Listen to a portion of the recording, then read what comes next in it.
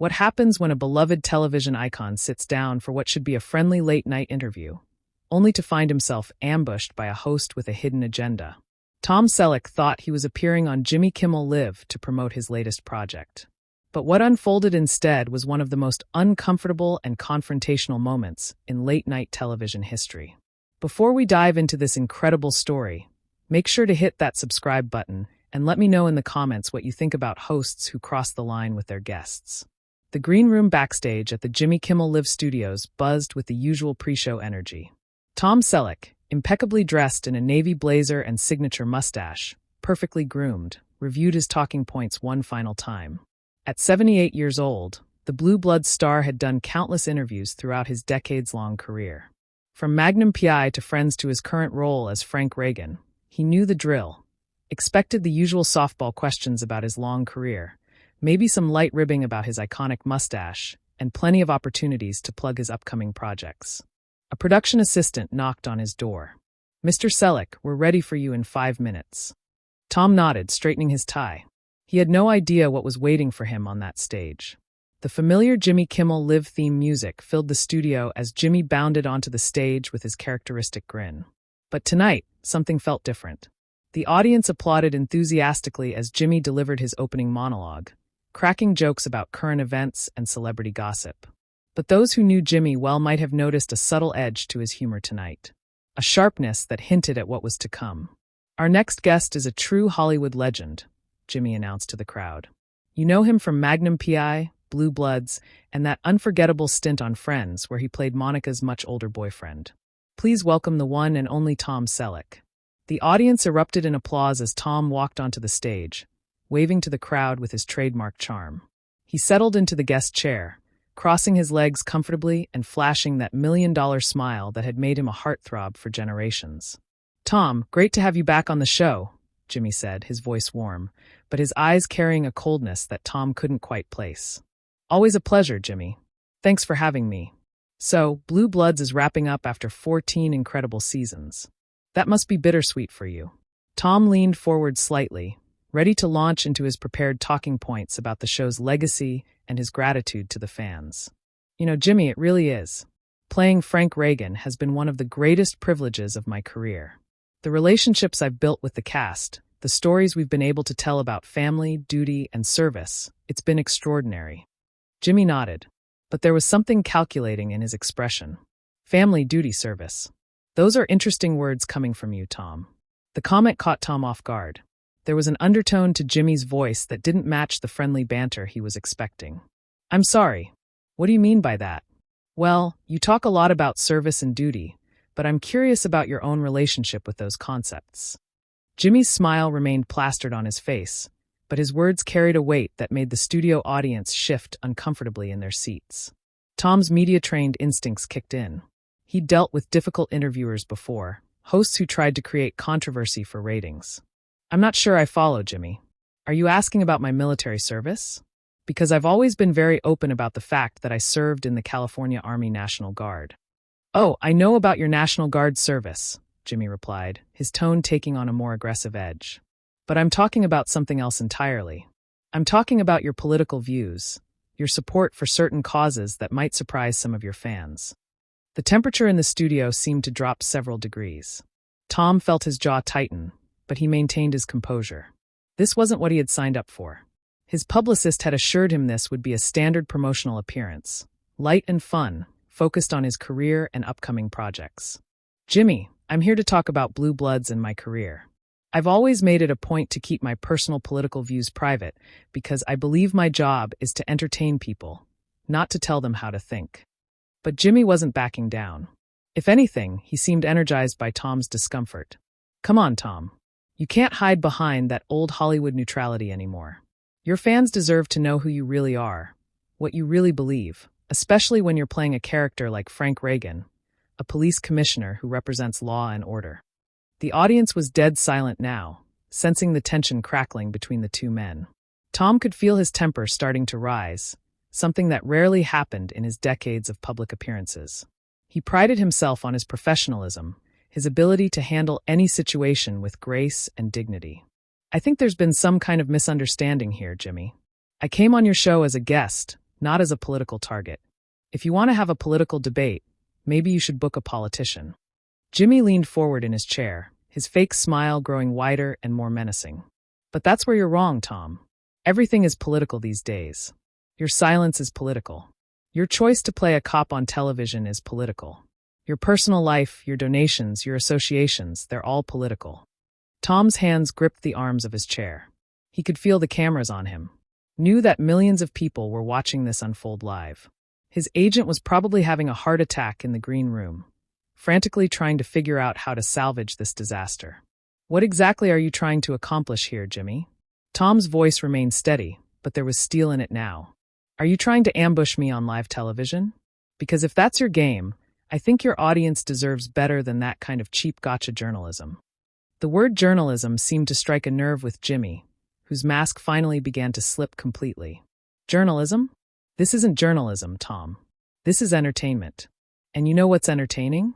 Watching celebrities squirm when they're confronted with the truth about themselves. The studio fell into an uncomfortable silence, broken only by the occasional cough from the audience. Even the cameramen seemed uncertain about what they were witnessing. This had gone far beyond the usual late-night television banter into something much darker and more personal. Tom stood up slowly from his chair, his imposing 6 feet 4 inches frame casting a shadow over Jimmy's desk. The movement was deliberate, controlled, but unmistakably threatening. The audience gasped audibly, sensing that something unprecedented was about to unfold before their eyes. "Sit back down, Tom," Jimmy said, but his voice cracked slightly. For the first time since the interview began, he looked genuinely nervous. "We're not done here." "Oh, I think we are," Tom replied, his voice low and dangerous. "I've been in this business for over 40 years, and I've never been disrespected like this on national television. You invited me here under false pretenses, and now you're trying to ambush me for what? Ratings? Clicks? Social media buzz?" Jimmy's producers were frantically gesturing from behind the cameras, unsure whether to cut to commercial or let this train wreck continue. The live audience sat frozen, witnessing what would undoubtedly become one of the most talked-about moments in late-night television history. "The truth is, Tom, I've been wanting to have this conversation with you for a long time," Jimmy continued, his mask of fake friendliness completely abandoned. "Now you represent everything that's wrong with Hollywood's old guard. You think you can just stay silent on important issues, collect your paychecks, and pretend like the world isn't burning around you." Tom's eyes flashed with anger. "You don't know the first thing about me, Jimmy. You don't know what I believe, what I've done with my life, or how I've tried to make a difference. But apparently, you think it's your job to judge me based on some twisted version of who you think I am." "I know enough," Jimmy shot back, standing up behind his desk to match Tom's energy. "I know you're part of a generation of actors who think you can play heroes on screen while staying silent about real-world heroism when it matters most. You want to play a police commissioner who fights for justice, but when real justice issues come up, where are you?" The accusation hung in the air like a toxic cloud. Tom felt his carefully maintained composure finally beginning to crack. He had spent his entire career trying to stay above the political fray, believing that his job was to entertain people from all walks of life, not to lecture them about his personal beliefs. "You want to know where I am, Jimmy? I'm right here trying to have a civilized conversation with someone who clearly has no interest in civility. I'm here trying to promote a show that employs hundreds of people and brings families together every Friday night. But apparently, that's not good enough for you." Jimmy sensed he was getting under Tom's skin and pressed harder. "Families, right? Let's talk about families. Your character, Frank Reagan, is always preaching about family values, about doing the right thing. But what about your own choices? What about the causes you support or don't support? Don't you think your fans have a right to know?" "My fans have a right to be entertained," Tom replied firmly. "They have a right to escape from the real world for an hour every week and watch good storytelling. They don't need me telling them how to vote or what to think about complex political issues." But that's exactly the problem. Jimmy's voice rose, and he began pacing behind his desk like a caged animal. "You people in Hollywood think you can just entertain us while Rome burns. You think you can play cops and soldiers and heroes on screen while refusing to take a stand when real cops and soldiers and heroes need your support." The personal attack was too much. Tom stepped closer to Jimmy's desk, his presence filling the space between them. "You want to know what I think about real heroes, Jimmy? I think real heroes don't ambush their guests on live television. I think real heroes don't use their platform to bully people who came here in good faith. And I think real heroes, sure as hell, don't hide behind comedy and entertainment when they want to make political attacks. Jimmy's eyes lit up with malicious glee. He knew he had struck gold, pushed Tom Selleck, America's mustache sweetheart, to the breaking point on live television. There it is. There's the real Tom Selleck. Not the carefully managed, media-trained version, but the angry, defensive man who can't handle being challenged on his own choices. You call this being challenged? Tom's voice was rising now, his legendary cool completely shattered. This isn't journalism, Jimmy. This isn't even good television. This is a hit job, pure and simple. You brought me here under false pretenses, so you could try to destroy my reputation for your own sick entertainment. The studio audience was completely silent now, many of them looking uncomfortable and confused. They had come expecting laughs and light celebrity banter, not this brutal character assassination disguised as an interview. Jimmy seemed to feed off the tension, his smile growing wider and more predatory. Hit job? Tom, I'm just asking you questions. If you can't handle basic questions about your beliefs and your choices, maybe you shouldn't be in the public eye. Basic questions. Tom's laugh was bitter and harsh. You've been leading up to this attack from the moment I walked out here. You had no intention of letting me talk about my work, my career, or anything I actually came here to discuss. You just wanted to trap me, humiliate me, and score cheap political points at my expense. Maybe if you had something interesting to say about your work or your career, we could have had that conversation. Jimmy sneered. But let's be honest, Tom, Blue Bloods is just another cop show. Magnum P.I. was just another action show. You've made a career out of playing the same character over and over again. The strong, silent type who never has to make hard choices or take controversial stands. That was the final straw. Tom had endured personal attacks, political ambushes, and professional disrespect. But insulting his life's work crossed a line that couldn't be uncrossed. His face flushed red with anger, and his voice dropped to a dangerous whisper. You know what, Jimmy? You're absolutely right about one thing. I have played heroes my whole career. Men who stand up for what's right, who protect people who can't protect themselves, who have honor and integrity and courage. And right now, looking at you, I realize why those roles came so naturally to me. Because I know a villain when I see one. The words hung in the air like a thunderclap. Jimmy's face went pale, then flushed red with rage.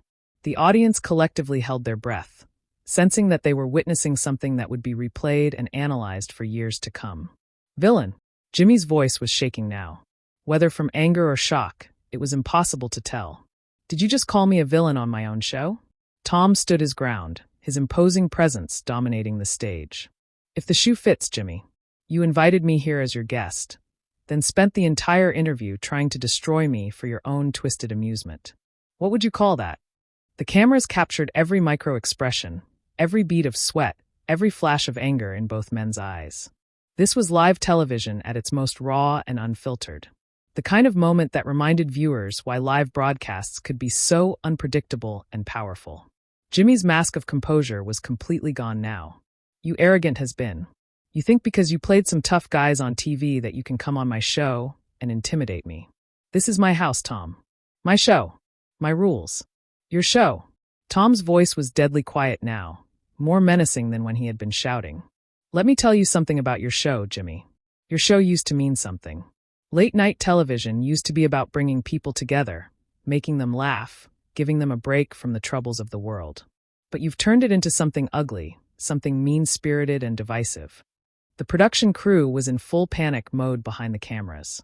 Producers were frantically whispering into headsets, trying to decide whether to cut to commercial, end the show early, or let this spectacular disaster continue to unfold live on national television.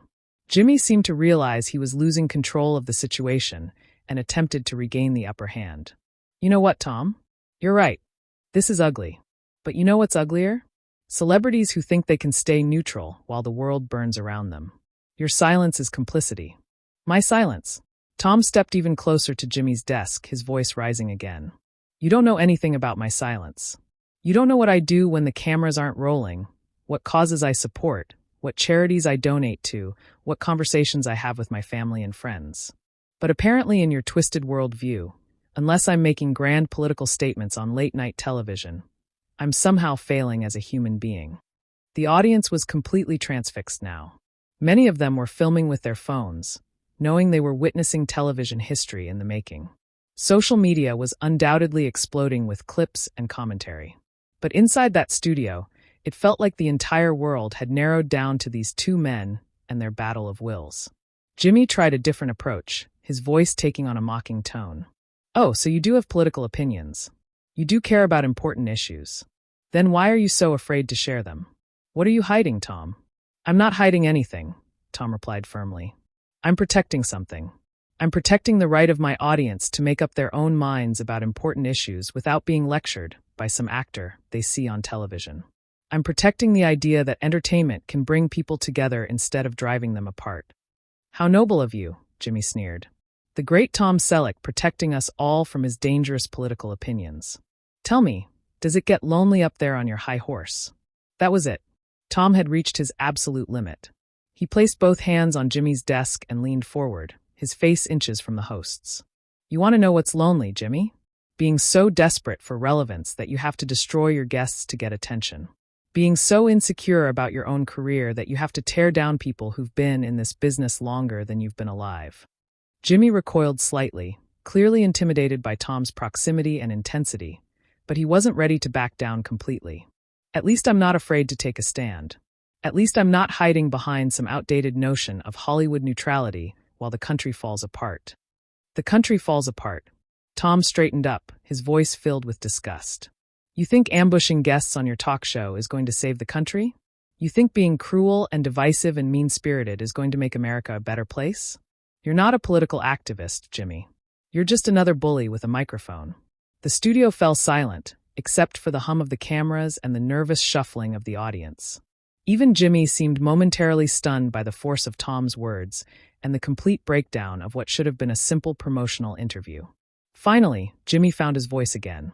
But it was smaller now, less confident. "You can't talk to me like that. This is my show. Security." Tom laughed, a sound devoid of any humor. "Security? Really? You're going to call security because your guest had the audacity to defend himself against your attack?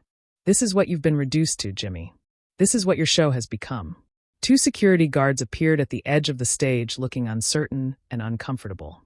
They clearly had no desire to get involved in this mess, but they had been called and were obligated to respond. Tom looked at them, then back at Jimmy, his expression filled with contempt. "Don't worry, gentlemen. I was just leaving anyway. I wouldn't want to spend another second in the presence of someone who thinks ambushing guests is good television." He straightened his jacket and looked directly into the main camera.